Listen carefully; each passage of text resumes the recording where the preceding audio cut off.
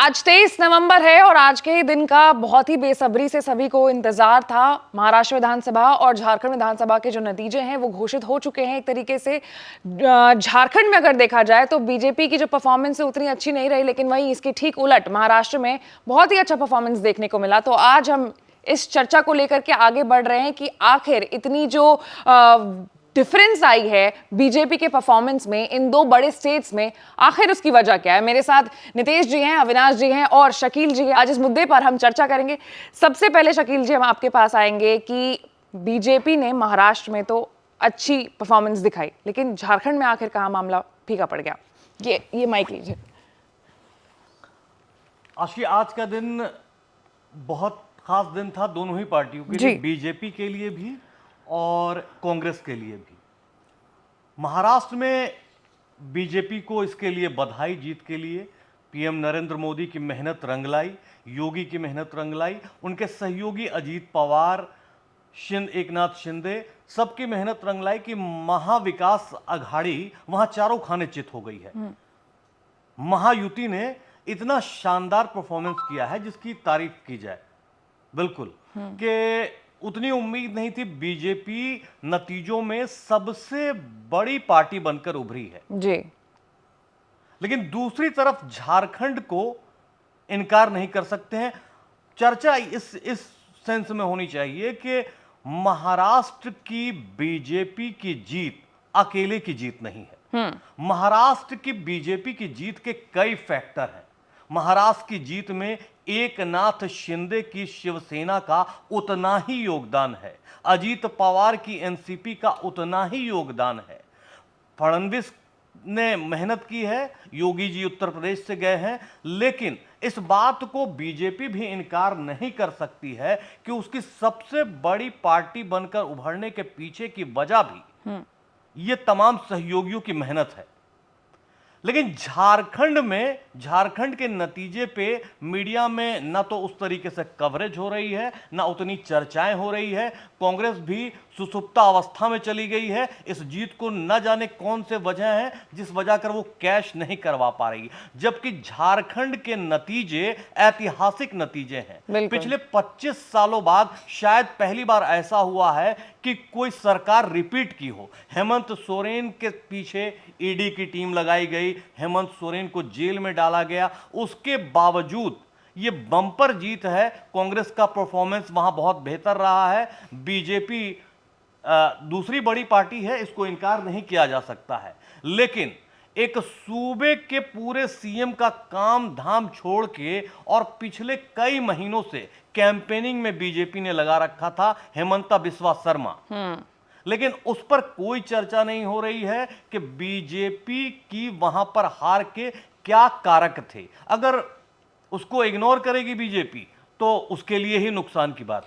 लेकिन आखिर इसकी वजह क्या है? मतलब मैं आगे बढ़ना चाहूंगी अविनाश जी, आपसे जानना चाहूंगी कि क्यों इतना ध्यान जो नैरेटिव बिल्ड हुआ है झारखंड में आखिर क्यों नहीं दिया गया? सीटें तो हैं अच्छी खासी, और अगर बीजेपी क्या पता जोर लगाती जीत भी जाती झारखंड में। ये तो मुझे लगता है हम लोगों को खुद से पूछना चाहिए।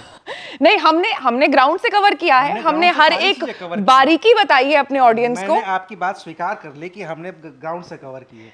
जितनी बड़ी जीत महाराष्ट्र में महायुति की है, उतनी ही बड़ी जीत झारखंड में इंडिया की है, इंडिया अलायंस की है। बिल्कुल। जितनी ज्यादा मुश्किल महायुति को वहां नहीं थी, उससे ज्यादा मुश्किल में इंडिया अलायंस यहाँ पे फंसा हुआ था जी। यहाँ पे क्या नहीं हुआ, क्या नहीं, दोनों जगहों पे क्या नहीं किया गया। बिल्कुल। और स्वाभाविक है कि देखिए, जिसकी सत्ता होती है या जो जीतने की मशीन होती है, जो चुनाव में उतरता है, वो हर हथकंडे अपनाता है। महायुति ने वहां भी वो हथकंडे अपनाए थे और सारे हथकंडे यहां भी अपनाए गए थे। वहां भी सरकार तोड़ी गई, यहाँ पर हेमंत सोरेन जेल गए, यहाँ पर ईडी के छापे पड़े, चंपई सोरेन को जेएमएम से कुछ दिन के लिए मुख्यमंत्री बने, वापस आए, उनसे जब फिर हेमंत सोरेन मुख्यमंत्री बने, चंपई सोरेन को तोड़ दिया गया। कल्पना सोरेन जीत गई, जो सीता सोरेन उनकी भाभी हैं, हेमंत सोरेन की जेठानी है, उनको बीजेपी ने अपने साथ मिला लिया, फिर भी कोई फायदा नहीं। हर वो कवायद यहाँ पे की गई। जी हाँ, सीता सोरेन हार गई हैं। तो हर वो कवायद भारतीय जनता पार्टी ने और एनडीए के गठबंधन ने झारखंड में की है, जिसकी कल्पना नहीं की जा सकती थी, लेकिन फिर भी उन्हें हार का स्वाद चखना पड़ा है। हम चर्चा सिर्फ इस बात से नहीं कर पा रहे हैं क्योंकि जैसे ही ये चर्चा आगे बढ़ेगी फिर इस चर्चा में बहुत बड़े बड़े नाम आएंगे। जैसा कि शकील जी ने कहा कि हिमंता बिस्वा शर्मा को पूर्वोत्तर का चाणक्य कहा जाता है। अब लगता है कि जैसे पूर्वोत्तर में अगर सरकार बनी है, पूर्वोत्तर में अगर भारतीय जनता पार्टी काबिज हुई है, तो उसके इकलौते जिम्मेदार हिमंता बिस्वा शर्मा है, नो डाउट। और ये माना भी जाता है। लेकिन झारखंड में वो काम नहीं हो पाया। वजह क्या रही होगी? अगर मैं आगे आगे, हाँ, शिवराज सिंह चौहान भी थे जो कि झारखंड में लगातार वो दौरे कर रहे थे, लेकिन वजह क्या रही होगी अगर नितेश जी मैं आपसे पूछना चाहूं, क्योंकि नारे जो थे वो भी लगाए गए, झारखंड में कटेंगे बटेंगे, एक रहेंगे सेफ रहेंगे, योजना जो मैया योजना कहा जा रहा है जेएमएम का था, गोगो दीदी योजना भी था, लाडली बहन योजना जो महाराष्ट्र में सफल हुआ, लेकिन गोगो दीदी योजना झारखंड में सफल नहीं हो पाया, जबकि जो राशि थी वो काफी ज्यादा थी मैया योजना से, 1000 रुपए और 2100 रुपए। तो फिर क्या पॉइंट, क्या वजह? एक तो बड़ा मुद्दा रहा ये हेमंत सोरेन का जेल जाना। जेल से जब वो लौटे थे तो उन्होंने इसको आदिवासी अस्मिता से जोड़ लिया था। Emotional card. हाँ, इमोशनल कार्ड खेला था और इसका इम्पैक्ट दिखा भी। उन्होंने बाहर आके ये कहा कि हम बहुमत में थे और हमारी सरकार जानबूझ के तोड़ के गिराई गई थी और हम आपके काम के लिए जो करना चाहते थे, जितनी योजनाएं थीं, उसको कार्य पूरा नहीं करने दिया गया और सरकार इलेक्शन पहले कराए गए थे। अस्मिता से जोड़ना एक तरह से ये हुआ कि आदिवासियों के अंदर एक जो गुस्सा होता है उसको वहाँ तक इन्होंने हेमंत सोरेन ने अपना मैसेज कन्वे कर दिया कि हमारी सरकार जानबूझ के बस इसी के लिए गिराई गई थी। एक ये कारण रहा। और भी एक कारण है जिसमें महिला वोट बैंक, ये पहली बार ऐसा हुआ है कि झारखंड में महिलाएं जो हैं वो एक पर्टिकुलर वोट बैंक है, इसको उन्होंने साबित करके दिखाया। उसके लिए उन्होंने योजनाएं शुरू की, योजना स्पेशली 1000 जो रुपए बांटे गए वो भी शुरू कर दिया। नहीं, 1000 रुपए मैया योजना से है और गोगो दीदी जो कि बीजेपी की स्कीम थी उससे मिलते, उससे 2500 इसने बढ़ाया, जेएमएम ने बढ़ा दिया 2500, लेकिन गोगो दीदी है 2100 रुपए। इन्होंने शुरू कर दिया था। हाँ, 1000 रुपए। और उसके बाद से कल्पना सोरेन ने मोर्चा संभाला था हेमंत सोरेन के जेल जाने के बाद, तो एक महिला फेस जो है उसको आगे बढ़ा के दिखाया गया था। दूसरे भी और कई वजह है कि बीजेपी का कद कितना हावी था, वहां लोकल लीडर बीजेपी। हाँ, ये एक बहुत बड़ा पॉइंट हम मान सकते हैं। उनके पास 2 बड़े चेहरे थे जो कहा जाता था कि सीएम फेस है। ये कहा जाता है कि सीएम फेस थे, लेकिन दोनों के ऊपर दल बदलुओं का एक ठप्पा लगा है कि ये दल बदलू हैं। तो एक ये फैक्टर था कि उनके पास एक लोकल बड़ा चेहरा नहीं था जिसको वो प्रोजेक्ट कर सकते थे। उसके बाद से कई इनके बड़े नेता हार भी गए हैं इस चुनाव में। मैं इसमें अभी जिक्र करूंगा, मैंने निकाले हुए 2-3 नाम। जैसे ये बोकारो से बिरंची नारायण थे, ये हारे हैं। फिर देवघर से नारायण दास हार गए, गोड्डा से अमित मंडल और जगन्नाथपुर से मधुपुरा की पत्नी ये हार गए। ये बड़े चेहरे थे जो मतलब अपनी सीट यहाँ तक नहीं निकाल पाए। तो एक ये मैसेज कन्वे करने का थी। और दूसरा कि ये मुस्लिम कॉन्सेप्ट जो मुस्लिम और यादव वोट बैंक है, आरजेडी का भी बहुत है, उसके साथ आदिवासियों का कनेक्शन, ये कॉम्बिनेशन जो इंडिया गठबंधन को मिला, इसमें फायदा भी बहुत हुआ है। हालांकि अभी पार्टी ये मैंने वोट शेयर देखा हुआ है, वोट शेयर बीजेपी का सबसे ज्यादा है। हाँ, निश्चित तौर पर वोट शेयर बीजेपी का है और उससे काफी कम, करीब 10% कम है जेएमएम का, लेकिन उसको कन्वर्ट नहीं कर पाए रिजल्ट में, ये है। अच्छा, एक बड़ा फैक्टर मुझे जो लगता है अविनाश जी, कंफर्म करना चाहता हूं कि एक बड़ा फैक्टर ये है कि सारी चीजें वहां भी हुई, महाराष्ट्र में भी। महाराष्ट्र में उद्धव ठाकरे की पार्टी तोड़ी गई, इमोशनल कार्ड उनके साथ भी जाना चाहिए था। अजीत पवार, शरद पवार की पार्टी अजीत पवार ने तोड़ी, कोर्ट ने भी साथ दिया। लेकिन क्या ये 2.5 साल पुरानी कहानी हो गई थी तो जनता के तक वो इमोशन नहीं पहुंच पाया, या कि ये लोग जनता को कन्विंस नहीं कर पाए कि हमारे साथ सरकार ने, बीजेपी ने ज्यादती की है। ये वोटरों तक शायद ये मैसेज पहुंचाने में हेमंत सोरेन ज्यादा कामयाब हुए कि हमारे चंपई सोरेन को हमसे छीन के ले गए, हमारी पार्टी को तोड़कर हमको अलग करने की कोशिश की, हमसे पार्टी छीनने की कोशिश की, जेल में डाल दिया, ईडी लगाया। तो क्या हेमंत सोरेन, राहुल गांधी, उद्धव ठाकरे, इन शरद पवार, इन सारे लोगों से ज्यादा इंपैक्टफुली जनता को ये कन्विंस करने में कामयाब हुए? मैं ये जानना समझना चाह रहा हूं। ये बिल्कुल है जो आप बात कह रहे हैं ना। झारखंड में क्या हुआ, एक तो छोटा स्टेट है, हेमंत सोरेन इकलौता चेहरा। ये तय था कि अगर इंडिया गठबंधन की जीत होती है तो हेमंत सोरेन वहां के मुख्यमंत्री होंगे। हेमंत सोरेन की अभी लंबी राजनीतिक पारी है, तो हेमंत सोरेन ने जो भी बातें कहीं उस पर एतबार किया गया। यही बात अगर आप महाराष्ट्र जाकर के देखते हैं तो शरद पवार जिनकी पार्टी टूट चुकी है, अजित पवार ही हैं। जब मैंने व्यक्तिगत तौर पे लोगों से वहां पूछा कि बीजेपी की महाविकास वैसे अघाड़ी, तो पड़ाव कुछ पे लोग पहुंच जो चुके थे, हैं, हाँ। कुछ लोग थे जो कहते थे कि नहीं नहीं हम बीजेपी के साथ नहीं, हम महाविकास अघाड़ी के साथ हैं, ठीक है। लेकिन जब जैसे ही मैं पूछता था कि अच्छा ये बताइए कि एनसीपी में अजित पवार की शरद पवार, तो वो कहते थे अजित पवार। इसकी वजह ये थी क्योंकि कहते थे कि हम मेरी शरद पवार से कोई दुश्मनी नहीं है, लेकिन शरद पवार चूंकि पहले ही ये अनाउंस कर उम्र चुके के उस हैं पड़ाव पे कि हैं मेरा जहाँ ये सक्रिय आखिरी राजनीति चुनाव में है। नहीं है, बिल्कुल। ये शरद पवार अनाउंस कर चुके हैं कि मेरा आखिरी चुनाव है। शरद पवार ये कह चुके हैं कि सुप्रिया सुले केंद्र की राजनीति करेंगी। तो एनसीपी का जो कोर वोटर है वो खुद को कहां तलाशेगा? लेकिन एनसीपी की बात तो समझ में आ गई, उद्धव के साथ ये उद्धव निकले कितना? हाँ, उद्धव निकले कितना? उद्धव की बीमारी एक बड़ी वजह रही है। कोरोना में उद्धव का घर बैठ जाना एक अपने आप में इतनी बड़ी चुनौती रही है कि जिसकी आप कल्पना नहीं कर सकते। आपने देखा होगा कि उत्तर प्रदेश में योगी आदित्यनाथ, नहीं लेकिन उद्धव ठाकरे, शायद बीजेपी ने भी, मुझे लगता है कि शायद बीजेपी ने भी ये कल्पना नहीं की होगी कि उद्धव की जो बाला साहब ठाकरे, जिनको हम लोगों ने, आप लोगों ने सुना है कि किंग मेकर की भूमिका में रहते थे, उनकी पार्टी की ये दुर्दशा शायद बीजेपी ने भी नहीं सोची होगी कि ऐसा हश्र होगा।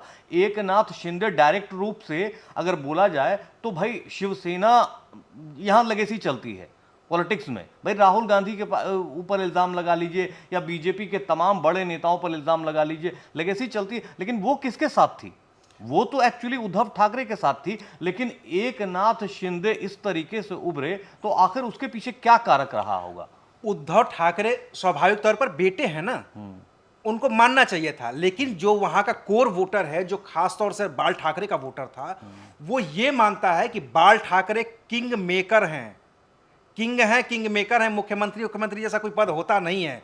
बाल ठाकरे वो आदमी थे कि सुप्रिया सुले, शरद पवार की बेटी, पहली बार 2009 का राज्यसभा का चुनाव लड़ने जाती हैं। तो क्या इस नतीजे के बाद वो उद्धव ठाकरे को back to pavilion hardcore Hindutva वाले एजेंडे पे आना पड़ेगा, ऐसा लगता और है? अगर नहीं आएंगे तो खत्म है। और इतना ही नहीं, मैं क्योंकि तो बाला साहब का जो इमेज था वो हमको लगता है कि वही इमेज मैं था। इससे एक क्या हो कदम गया? और आगे बढ़ के बात मैं यहाँ रुकना चाहूंगा कि हम फिर वापस उसी चर्चा पे जा रहे हैं ये हाँ, चर्चा बिल्कुल सही बात। नहीं, मैं इसीलिए वापस लाना चाहती हूँ। मेरे दिमाग में चर्चा हुई तो कंपैरेटिवली चर्चा। मैं एक बार आखिरी बात क्लोज कर देना चाहता हूं। जिस हिंदुत्व की आप बात कर रहे हैं कि मैं इसको इस तरीके से भी देख पा रहा हूं महाराष्ट्र में, आखिरी कमेंट है ये कि न तो उद्धव ठाकरे टूट के सक्सेस हो पाए और न राज ठाकरे पहली बार पार्टी बनाते हैं, 13 सीटें जीतते हैं। 2014 के चुनाव में 2 सीटें जीतते हैं, 19 में 1 सीटें जीतते हैं और 24 में अपने बेटे को भी नहीं जिता पाते। तो ये जब तक एक नहीं होंगे तब तक ये सेफ नहीं होंगे। उद्धव ठाकरे और राज ठाकरे को बहुत बड़ा खतरा है। वो बाल ठाकरे की विरासत को बचा नहीं पाए हैं। और एकनाथ शिंदे पर भी अभी बहुत आसानी से कहना मुश्किल है, क्योंकि बीजेपी ने इतनी बड़ी बम्पर जीत हासिल की है कि उसे किनारे करने में किसी को भी 1 मिनट का वक्त नहीं लगने वाला है। लौटते हैं झारखंड पे। हाँ, बताइए। अच्छा, मेरे पास एक पॉइंट था, क्योंकि हम महाराष्ट्र और झारखंड दोनों को आपस में कंपेयर कर रहे थे, तो मेरा एक सवाल था कि ये जो नारे लगे, कटेंगे बटेंगे, इससे साथ रहेंगे तो सेफ रहेंगे, ये आखिरकार झारखंड में काम क्यों नहीं किया? ये हिंदू मुस्लिम वाला जो कार्ड था, ये झारखंड में क्यों असफल रह गया? झारखंड में मेरी व्यक्तिगत राजनीतिक समझ कहती है, झारखंड आदिवासी बहुल राज्य जी है ना, और आदिवासियों की एकता की एक मिसाल दी जाती है। बीजेपी इससे पहले रघुवर दास को सीएम बना करके वो ऐसा प्रयोग कर चुकी थी कि आदिवासी इस बात से डरे हुए थे कि पता नहीं अब कौन सा प्रयोग हो जाएगा। यहाँ पे एक इंटैक्ट थे कि पता है कि हेमंत सोरेन ही होंगे और कुछ नहीं होगा। हेमंत सोरेन जब जेल गए तो ये पता चल गया था लोगों को कि अच्छा यार, परिवार को नहीं देगा, चलो देखो चंपई इतना सीनियर नेता है, उसको बना दिया, ये दूसरों की तरह नहीं है। मैसेजिंग भले ही वो हेमंत सोरेन के लिए भारी पड़ गया, हालांकि उन्होंने पलट दिया फिर चुनाव में नतीजों में बाजी, लेकिन मैसेजिंग तो क्लियर होगी ना। हम खूब चिल्ला रहे थे कि कल्पना सोरेन को बनाएंगे, सीता सोरेन नाराज हैं, ये है वो है, सब परिवार में रहेगा, लेकिन क्या किया उन्होंने? हेमंत ने एक अच्छा मैसेज दिया था। चंपई को बना दिया। लेकिन अब जब भी कोई नौबत आएगी तो वो कल्पना को आगे करके बता सकते हैं कि इसने मुझे जिताया है और देखो चंपई को मैंने दिया था तो क्या हुआ।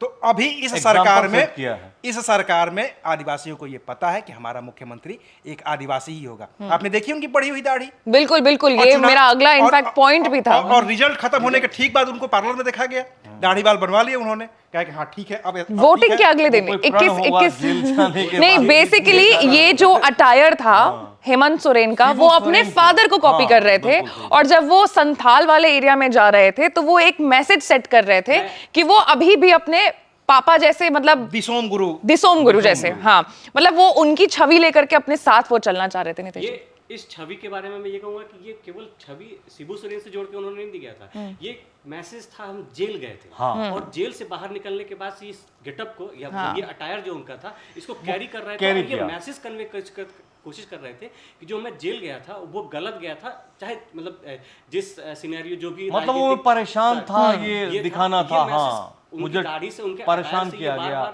मैसेज शो हो रहा था कि शो किया बहुत जा रहा था प्रताड़ित है वो। कि ये जेल जाना उनके साथ एक ये प्री प्लान था। मतलब वो भी हेमंत सोरेन की एक स्ट्रेटजी थी। ये मतलब वो कह सकते हैं कि- अटैक मुझे भी ऐसा लग रहा है कि गेटअप- जेल में बैठ करके हेमंत सोरेन ने अपनी हर एक कदम को प्लान किया है कि जिस दिन वो बाहर निकलेंगे जेल से क्या उनका नेक्स्ट स्टेप होगा, और वो वाकई आज हम देख सकते हैं कि रंग लाया है उनकी अगर ये प्लानिंग। जेल वाला खेल अच्छा चला गया तो दिल्ली की राजनीति में तो बहुत मजा आने वाला है क्योंकि वहाँ तो क्योंकि यहाँ तो पूरी जेल की से पूरी निकलने टीम वालों बाहर की आई बात है। क्या पता गीता पढ़ा भी गए कि जो नहीं महीने आज नतीजे आ गए, 25 में चुनाव है। अब थोड़े दिन का इंतजार अभी महाराष्ट्र में करना पड़ेगा क्योंकि वहां पर थोड़ी चीजें बदल रही हैं। जैसे उन्होंने कहा अभी देवेंद्र फडणवीस ने कि बाज की उड़ान बाकी है, तो इस तरह की बहुत सारी चीजें की जा रही है। लेकिन ये 2-4 दिन के बाद ही एक बैठक होगी और उसके बाद से दिल्ली के चुनाव का रंग जमना शुरू हो जाएगा, जिसमें बाकी तो छोड़िए अमरतुल्ला खान तक की जमानत हो गई है आम आदमी पार्टी के नेता लास्ट की। वाले तो अब कुछ बचा हिस्से भी थे। सारी टीम मुख्यमंत्री, उप मुख्यमंत्री, स्वास्थ्य मंत्री, राज्यसभा सांसद, पार्षद सब तो चले गए और अब सब बाहर अच्छा, हैं। मुझे ये लगता है कि हेमंत सोरेन से ज्यादा तो सियासी तमाशा करने में केजरीवाल माहिर है। हाँ। तो नो डाउट कि बीजेपी को दिल्ली के चुनाव में भारी मुश्किल तो है। पड़ेगा, ये हाँ। मुश्किल तो मुश्किल है, है। क्योंकि ना तो साबित कर पाए केजरीवाल के लिए, ना मनीष सिसोदिया के लिए, ना संजय सिंह के लिए, इवन के अमानतुल्लाह के बेटे वाला केस था शायद, वो कुछ झगड़ा वगड़ा हुआ था, उसी केस में शायद अंदर अरे थे। आप देखिए ना कि मनोवैज्ञानिक बढ़त ले लिए, 11 सीटों पर उम्मीदवार उतार दिए। हाँ। अभी तो बीजेपी कांग्रेस रिजल्ट का इंतजार कर रही थी, उन्होंने 11 सीटों पर उम्मीदवार उतार दिए। कॉन्फिडेंस। और 6 उम्मीदवार वो हैं जो 3 कांग्रेस से लौट निकले हुए हैं और 3 भाजपा के निकले हुए हैं। मतलब और सब पूर्व विधायक हैं। हेमंत सोरेन ने आंख खोल दिया है कि जेल वाला खेल यहाँ पे हो दिल्ली- सकता मुझे तो लगता है कि हेमंत सोरेन ने बहुत कुछ सीखा है अरविंद केजरीवाल से। फिर हम थोड़ा सा भटक रहे हैं। एक सवाल में मतलब वो जिक्र करना चाहता हूँ चर्चा की, ये जो झारखंड की जीत है, वापस लेके आते हैं, झारखंड की जीत है, इसको कांग्रेस भुना क्यों नहीं रही है? हाँ, सवाल मेन ये है। क्योंकि लगातार झारखंड एज अ स्टेट बहुत ही ज्यादा, मुझे ऐसा लगता है कि नजरअंदाज होता आ रहा है नेशनल पॉलिटिक्स में। और भले ही कांग्रेस ने अच्छा प्रदर्शन किया है झारखंड में, लेकिन चोट महाराष्ट्र की बहुत तेज लगी है उन्हें। स्टेट तो बराबर है, एक स्टेट उन्होंने जीता, एक स्टेट इन्होंने जीता। देखिए एक फर्क तो है ना, 81 सीटों वाला झारखंड और 288 सीटें वाला 288 सीटों वाला महाराष्ट्र। चोट तो देखिए निश्चित तौर पर बड़ी है, लेकिन हाँ उस चोट पे मरहम लग सकता था। आप झारखंड की जीत को सेलिब्रेट करते हैं, आप प्रियंका गांधी वाड्रा की जीत को सेलिब्रेट, वायनाड की रिकॉर्ड जीत, आप कर्नाटक की जीत को सेलिब्रेट करते हैं। आप वो सेलिब्रेट नहीं कर पाए। आपके जितने भी प्रवक्ता आए, जितने भी लोग आए, वो खुशी कम मातम ज्यादा मना रहे थे। शायद अब उन्हें ठीक है, आदत हो गई। लेकिन बैलेंस तो कर लिए होते। हालांकि मुझे लगता है अविनाश जी hypothetical कि बीजेपी ने जो सुबह से नतीजों के दिन जो प्लानिंग तय की, वो मतलब प्लानिंग, वो ट्रैप में कांग्रेस फंस गई। कांग्रेस सिर्फ और सिर्फ इस बात का गम मनाती रही, इस बात के लिए दुखी होती रही, इस बात के लिए कि महाराष्ट्र हम हार गए, महाराष्ट्र पे हम चर्चा करेंगे। आप उस फ्रंट पे क्यों नहीं आके खेले कि झारखंड की बात क्यों नहीं कर रही है बीजेपी? झारखंड में उसकी हार हुई है, उस पे चर्चा क्यों नहीं हो रही है? आप झारखंड को सेलिब्रेट करते, सड़कों पर आते, प्रियंका के उपचुनाव का जश्न मनाते कि राहुल गांधी से बड़े मार्जिन से जीत दर्ज की है। लेकिन शायद वो ट्रैप में नहीं ऑप्टिक्स का खेल ये समझ नहीं पाए कांग्रेस वाले। जबकि झारखंड में बीजेपी का हारना एक बहुत बड़ा मैसेज जाता है। बिल्कुल। और मुझे लगता है कि बीजेपी ने झारखंड में अच्छा प्रदर्शन किया है। कि इन केस अगर बीजेपी महाराष्ट्र बिहार थी या कमजोर रहती और कांग्रेस ये झारखंड बिहार थी, तो जो बीजेपी का जो एक ऑरा रहता या फिर वो सेलिब्रेशन वाला रहता वो यूपी पे आता। ज्यादा, यूपी पे ज्यादा, आया। बिल्कुल, बिल्कुल। क्योंकि वो उस सात- छोटी चीज सात को भी सीट का celebrate जश्न करते मनाते हैं, वो इस- celebrate इस- करते हैं। इस लिहाज से कांग्रेस थोड़ा सा पीछे रह गई बुराने के लिए कि उन्होंने एक स्टेट जीता। उनके पाले में भी दो स्टेट में चुनाव हुआ, आप एक पाले वही में है कि बीजेपी, आपका एक पाले में उनके पास परसेप्शन क्या है, आधा ग्लास खाली है कि आधा ग्लास बिल्कुल भरा निश्चित है। तौर पे ये है। अच्छा, एक और इससे अनपॉपुलर बिल्कुल सही बात ओपिनियन होगी मैं कि देना 7 चाहती हूँ। सीट को अगर झारखंड भी इनके हाथ से चला गया तो नो डाउट कि ये सबसे बड़े सूबे की बात करके और 7 सीटों सात के सीटों पे। जीत को लेके ये कैश करवा लेते कि 27 का देखिए लोकसभा हमने का अभी हमने से बदला लिया। Narrative set कर दिया है, हाँ, narrative शुरुआत कर set दी है। दिया। अभी भी योगी का जलवा कायम है, अभी भी बीजेपी की लहर है, सब है। यहाँ खत्म नहीं होगा। अच्छा, एक बहुत अनपॉपुलर ओपिनियन मैं यहाँ पर देना चाहती हूँ, शायद आप तीनों मेरे बात से मतलब अग्री ना करें, लेकिन मुझे ऐसा लगता है कि झारखंड में बीजेपी ने अच्छा प्रदर्शन किया है। क्यों? क्योंकि मैं झारखंड से ही हूँ और मैं जानती हूँ कि झारखंड में जो मुद्दे हैं वो क्या है। ग्राउंड से भी मैंने झारखंड को कवर किया है, तो वहां पर ज्यादा बीजेपी के अब साम दाम दंड भेद सब लगाने हाँ। के बावजूद यही प्रदर्शन रहा। लेकिन तो फिर क्या कहें? नहीं, मैं जानती हूँ कि वो उससे आगे नहीं जा सकती एक थी। प्रदर्शन पे मैं बता देता हूँ कि 2005 में जब झारखंड के बनने के बाद से जब पहला चुनाव हुआ था तो बीजेपी ने 30 सीटें लाई थी। 2009 में अगले चुनाव में 18 आ गई और 2014 में सबसे अच्छा प्रदर्शन 37 सीटें थी। जब लहर थी, मोदी जी की जब लहर थी, 14 में थी। हाँ। फिर वो लहर 19 में 25 पे आ जाती है। हाँ। और फिर जो तीसरी लहर चली है उसमें ये आ जाते हैं 20 20 21 पे आ गए। तो मतलब अगर हम देखें 2005 वाले चुनाव को अगर छोड़ दें तो सीटों में इजाफा ही हुआ है। 5 वाला तो 14 में 37 था, उसके बाद 25 हुआ, 37 फिर के बाद 21 हुआ। down हुआ। अच्छा, ठीक है, ओके। तो ये कंटिन्यूटी में ग्राफ लेकिन मुझे ये भी लगता है ना कि अब झारखंड में बीजेपी का उतना बोलबाला नहीं है, क्योंकि बहुत सारे कारण हैं। एक तो मुद्दा नहीं है बीजेपी का, हिंदू मुस्लिम कार्ड नहीं हो सकता है, कोई चेहरा नहीं है उनके पास। बिल्कुल, इसको सिरे से खारिज नहीं किया जा सकता है। एक पार्टी ने 24 सीटें जीती हैं, तो ऐसे हाँ, मैं बिल्कुल I am congratulating JMM, but 81 में से 21 सीटें अगर भारतीय जनता पार्टी अकेले दम पे जीत रही है, हालांकि उसके साथ आयसू थी, लेकिन वो कुछ कर नहीं पाए। बिल्कुल, मतलब मैं इस बात को बिल्कुल भी नकार नहीं रही हूँ। वोट शेयर भी शायद और वोट शेयर सबसे बहुत ज्यादा ज्यादा है। खराब नहीं है। खराब नहीं है। बीजेपी का वोट शेयर ज्यादा खराब नहीं है। खराब नहीं है। कुल मिला के जो हम लोगों के पूरे इस चर्चा का पूरा जो मकसद था वो ये था कि भाई महाराष्ट्र जीतने के हाँ। बाद बीजेपी सेलिब्रेट कर रही है और और ये- झारखंड जीतने ये- के बाद कांग्रेस फिर भी उदास है। कांग्रेस फिर भी उदास है। मतलब झारखंड की जीत, हम लोगों ने वही बात की थी कि झारखंड की जीत अकेले जेएमएम की जीत है, अकेले बीजेपी की हार है। लेकिन महाराष्ट्र के कई फैक्टर है। फिर बात वही कि महाराष्ट्र के कई फैक्टर हैं, महाराष्ट्र की जीत अकेले नहीं। लेकिन कांग्रेस को पता नहीं सुबह से कौन सा इंजेक्शन लग गया, कौन से सदमे में चली गई कि उनके एक नेता झारखंड की जीत को सेलिब्रेट करने नहीं। इवन के उत्तर प्रदेश में बहुत सारे विजुअल हमको दिखे हैं। अमेठी में जस्ट एक छोटी सी बात कर रहा हूं, आगरा में अब आगे वो खबरों में आएगी, चर्चा होगी कि माँ दुर्गा का रूप दुर्गा की बता दिया प्रतिमा है पर, हाँ, प्रियंका को, चेहरा लगा दिया है पूरा प्रियंका। शेरनी बना दिया है। अरे भाई, प्रियंका की जीत तो कैश करवा रहे हो, वो झारखंड की जीत को क्यों भूल गए? वो अपना जीत नहीं मान रहे हो क्या? आप जेएमएम को शिबू सोरेन और उनके बेटे हेमंत सोरेन को अपना नहीं मान रहे हो क्या? जब इंडिया से आपने अलायंस किया है तो वो आपकी जीत है। जबकि हेमंत ने कहा है कि इंडिया शायद ये फैक्टर जो आपने बताया वो हो सकता है कि कांग्रेस को लग रहा है अंदर ही अंदर कि चलिए हमारी जीत नहीं, ये तो जेएमएम की जीत हो गई।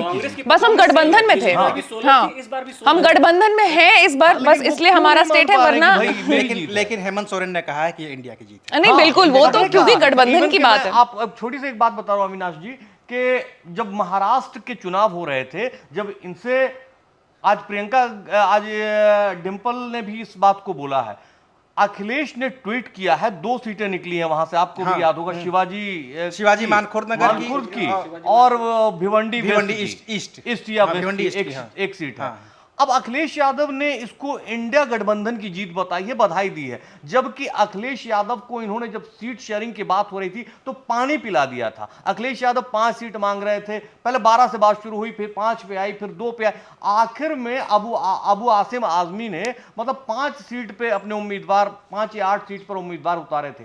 आप मानते क्यों नहीं है भाई? आपको सब इंडिया मान रहा है, लेकिन आप अपने साथियों को इंडिया नहीं मान रहे हैं।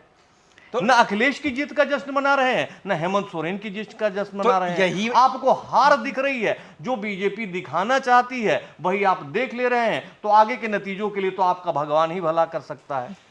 मुझे लगता इतना है ही कि कहा जा यहाँ सकता है। ये सारी अगर ये इस पे पूरी हम बातचीत करते रहेंगे तो सुबह भी हो हाँ, जाएगी। लेकिन पूरी एक बातचीत चीज खत्म थोड़ी सी बात ये हाँ। बस इसी पे समाप्त किया जाए कि मेरे ख्याल से एग्जिट पोल, लेकिन इन दोनों नतीजों में एग्जिट पोल सटीक नहीं बैठा है। नहीं न तो एग्जिट पोल इतनी बड़ी जीत का आकलन कर पाया महाराष्ट्र में, न तो इतनी बड़ी बीजेपी की हार का आकलन कर पाया। मुझे लगता है इस बार एग्जिट पोल की जितनी भी एजेंसीज थी उन्होंने बहुत ही ज्यादा एक सेफ शायद प्ले एजेंसी किया थी, है। एक्सिस हाँ। ने, उसने शायद जीत की बात की और थी। इसी- बाकी जेएमएम की जीत की सारों बात ने- की थी हाँ, झारखंड में और मात्र, झारखंड बस में- वही इसीलिए एक बात हुई कहा थी। जा रहा है कि वो प्रदीप गुप्ता ठीक है एक बार फेल हो गए, लेकिन प्रदीप गुप्ता ने साबित कर दिया है कि अगर कायदे से किया जाएगा तो ये चीजें हो सकती हैं। हाँ। खैर ये लंबी बातचीत है, अभी नतीजों वाला दिन है, अभी 1-2 दिन हम लोग भी लेंगे थोड़ा मंथन करने में, 1-2 दिन पार्टियां भी लेंगी थोड़ा मंथन करने में, और फिर हम लोग भी किसी निष्कर्ष पर पहुंच पाएंगे सीटों के हिसाब से, वोट परसेंटेज के हिसाब से कि वो कहाँ क्या क्या ज्यादा हुआ डेटा है। आएंगे तो सारे। फिर नई नई खबरों के साथ, अलग अलग विश्लेषण के साथ